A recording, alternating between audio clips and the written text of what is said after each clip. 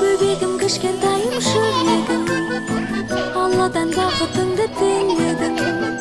Сен үшін бақсың, ең қымбатсың, сен деп өмір сүр. Сәлем, менің сүйікті отбасым. Мен әкешім мен анашымның үлкен махаббаттарынан жаралған кішкентай бақытпын. Әкешім мен анашым, атам, әжем, апайларым мен ағаларым. Бүгін сіздер менің кім екенімді білетін боласыздар. Анамның құршағында жатып, әкемнің анама және маған өте қамқор екенін білдім. Ал анам екеуміз күнде сөйлесеміз. Әкешім, мен бір нәрсе жегім келіп, анамнан сұрасам, сіз көп етіп әкелесіз.